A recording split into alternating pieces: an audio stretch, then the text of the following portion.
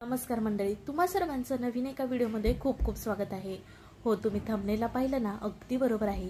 इडली पात्रामध्ये हे बेसनचं आपण मिश्रण घालून ना अगदी पोटभर आणि सर्वांच्या आवडीचा नाश्ता करणार आहोत। आता हा नेमका काय केला तो पाहण्यासाठी व्हिडिओ कुठे स्किप न करता शेवटपर्यंत बघा।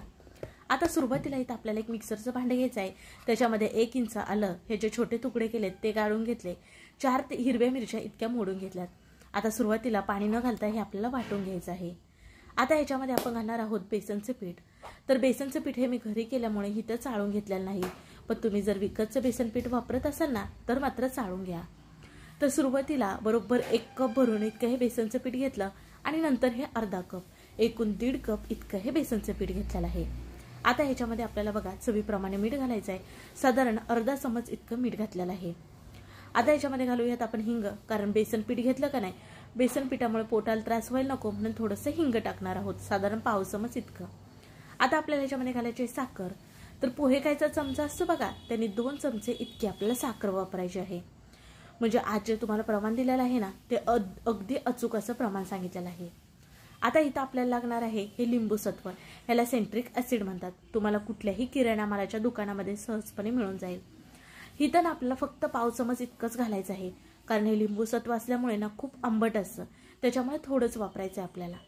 पाव चमच इतकं घातलेलं आहे। आता आपण घालणार आहोत पाणी। सुरुवातीला ना अर्धा कप इतकं घातलेलं आहे पाणी, नंतर आपण लागेल तसं पाणी घालणार आहोत। एकूण किती पाणी लागलं ना तुम्हाला पुढे सांगेलच। आता मिक्सरला छान असं हे फिरून घेतलं, पण आपलं हे मिश्रण जरा जास्तच घट्ट आहे म्हणून पुन्हा ह्याच्यामध्ये पाव कप इतकं पाणी घातलं आणि मिक्सरला आपण एकदा फिरून घेणार आहोत, म्हणजे यांचा सर्वांचा छान प्रकारे जीव होईल।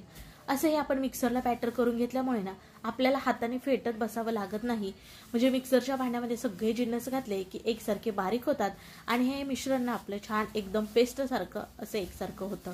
जास्त वेळ आपल्याला फेटत बसावं लागत नाही किंवा आपला हात सुद्धा दुखत नाही।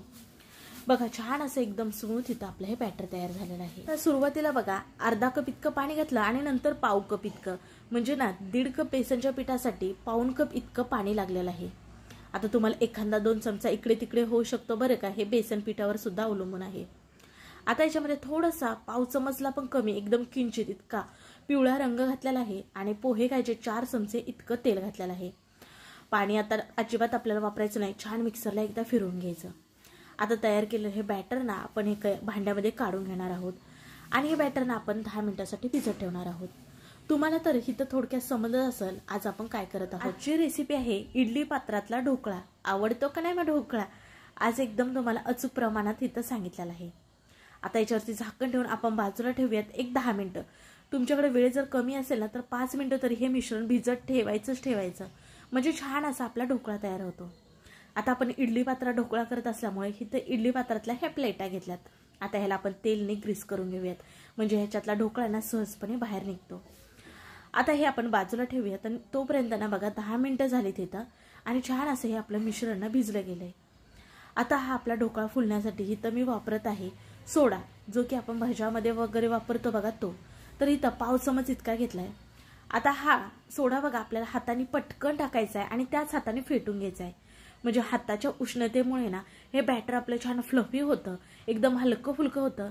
बघा आता तुम्हाला काही सेकंदामध्येच किती छान असा इथं सोडा आपला मिसळून झालेला आहे आणि मिश्रण बघा छान असं फुलून वर आलेलं आहे।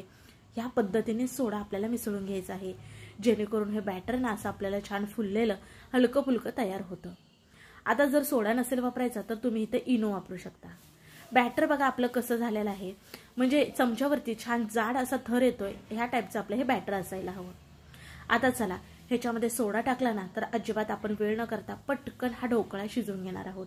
त्याच्यासाठी इडली पात्रामध्ये पटकन हे मिश्रण काढून घेऊयात।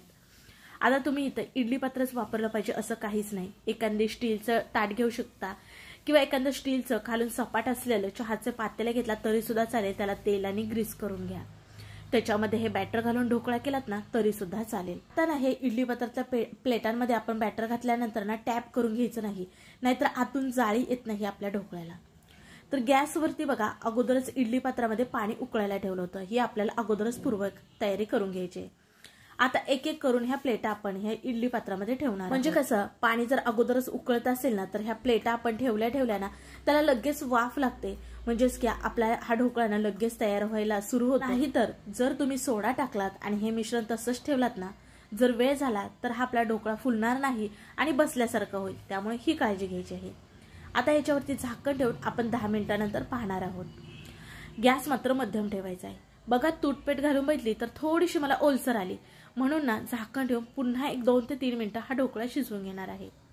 आता इथं मी 3 मिनिटांनंतर पाहत आहे तर बघा तूटपेट जी आहे ना ती क्लीन आली, म्हणजे इथं आपला ढोकळा शिजलेला आहे।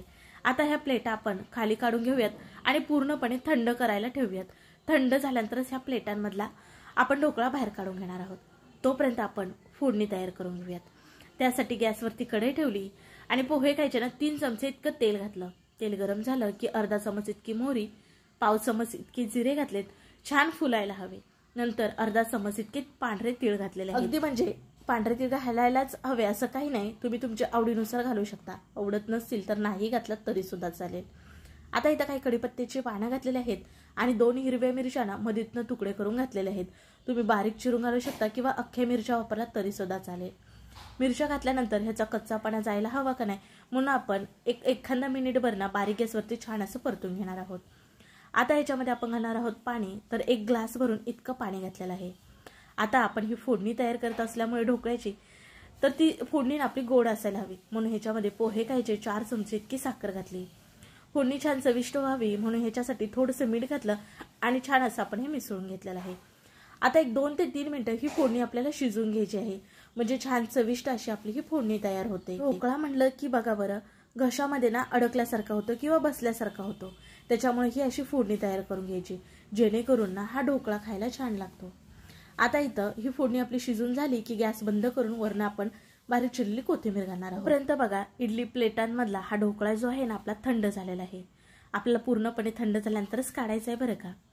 आता इथं ढोकळ्याला रंग येण्यासाठी मी पिवळा रंग वापरला, तिथं तुम्ही हळद वापरू शकता, पण हळदमुळे काय होतं माहितीये का, आपण खाण्याचा सोडा वापरला, मग हळद आणि सोडा जर एकत्र आले तर ह्याच्यावरती ना म्हणजे ना ढोकळ्यावरती ना लाल किंवा ब्राऊन रंगासारखा ना थोडासा थर येतो, अशी पिवळी आपली इडली होत नाही, म्हणून इथं मी रंग वापरला। आपण जेव्हा बघा बाहेरून विकत ढोकळा आणतो ना त्यांनी सुद्धा ना रंग वापरतात, त्याच्यामुळे इथं थोडासा मी रंग वापरला। तुम्ही तुमच्या आवडीनुसार वापरू शकता किंवा नाही वापरत अगदी तरी सुद्धा चालेल। आता इडली पात्राचा ढोकळा बाहेर काढते त्यावेळेस तुम्हाला समजत असेल तो अजिबात चिटकलेला नाही, सहजपणे बाहेर निघला जातो। सर्व इडली पात्रातल्या प्लेटातला ढोकळा इथं आपण काढून घेतलेला आहे। आता इथं तुम्हाला ढोकळा दाखवते। पहिल्यांदा बघू शकता पाठीमागनं जाळी बघा, आणि किती पण मी प्रेस केला तो पुन्हा स्वतःच्या स्वरूपात येतो, छान गोल गरगरीत असा आपला इडली ढोकळा तयार झालेला आहे। आता मोडून दाखवते, आतून जाळी बघा आणि अगदी मऊसूत, कापसाहून मऊ म्हणायला हरकत नाही बरं का। आणि ढोकळा म्हणलं की बऱ्याच जणांना आवडतो, पण तो करायला जमत नाही, बसला जातो किंवा फेल जातो, पाहिजे तसा होत नाही। पण तुम्ही आज जे प्रमाण सांगितलं ना ते प्रमाण वापरून ना अगदी परफेक्ट असा ढोकळा करू शकता। याच्यामध्ये बिघडण्यासारखं काहीच नाही, मी सांगते ना, म्हणून नक्की थोड्या तर प्रमाणामध्ये हा इडली स्टँडमध्ये ढोकळा करून बघा। आता ह्या ढोकळा खाण्यासाठी बघा छान असा प्लेटमध्ये ढोकळा काढून घ्यायचा, वरून फोडणी घालायची आणि बारीक चिरलेली कोथिंबीर घालायची। खाण्यासाठी इथं आपला इडली ढोकळा तयार झाला। पण बऱ्याच जणांना ना ढोकळ्यासोबत चटणी सुद्धा आवडते बरं का, मग पटकन तुम्हाला इथं चटणी सुद्धा दाखवते कशी करायची। मिक्सरच्या जारमध्ये भरपूर अशी कोथिंबीर घ्यायची, 4 चमचे इतकी बारीक ही पिवळी शेव घ्यायची, चवीप्रमाणे मीठ साधारण अर्धा चमच इतकं, अर्धा इंच आल्याचा तुकडा आणि 2 हिरव्या मिरच्या। जर तुमच्याकडे पुदिना असेल ना तर थोडासा इथं पुदिना सुद्धा वापरू शकता, माझ्याकडे पुदिना नाही। आणि आपण इडली ढोकळा जो केलता ना तो एक तोडून ह्याच्यामध्ये घालायचा आणि मिक्सरला छान असं वाटून घ्यायचं। थोडंसं नंतर पाणी घालायचं, सुरुवातीला घालायचं नाही।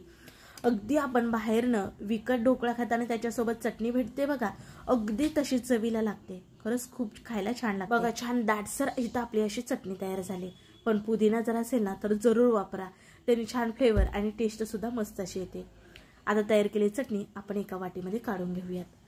बघा हिथं आपली अगदी मार्केटमध्ये आणतो तशी चटणी सुद्धा तयार झाली आणि खाण्यासाठी ढोकळा सुद्धा। ढोकळा तुम्हाला मोडून तर दाखवलेलाच आहे, तो आतून किती जाळीदार आणि मऊ लुसलुशीत झालेला आहे। मग कसा वाटला व्हिडिओ नक्की कमेंट करून सांगा। व्हिडिओ जरा सुद्धा आवडला तर व्हिडिओ लाईक करा, व्हिडिओ शेअर करा तुमच्या मित्र मैत्रिणी परिवारामध्ये। इथून पुढे तर तुमचा ढोकळा कधीच बिघडणार नाही, फक्त सांगितलेलं इथं साहित्याचं प्रमाण बरोबर घ्या, त्याचबरोबर सांगितलेल्या टिप्स सगळ्या वापरा, आणि तुम्ही सुद्धा मी सांगते म्हणून नक्की ढोकळा ट्राय करून बघा आणि मग मला कमेंट करून सांगा तुमचा ढोकळा कसा झाला। हो, अशा साध्या सोप्या छान छान व्हिडिओ पाहण्यासाठी आपल्या चॅनलला जरूर सबस्क्राईब करा। मी आशा करते की तुम्हाला आजचा व्हिडिओ मनापासून आवडला. चला मग पुन्हा भेटू अशा नवीन एका रेसिपीमध्ये. तोपर्यंत बाय बाय.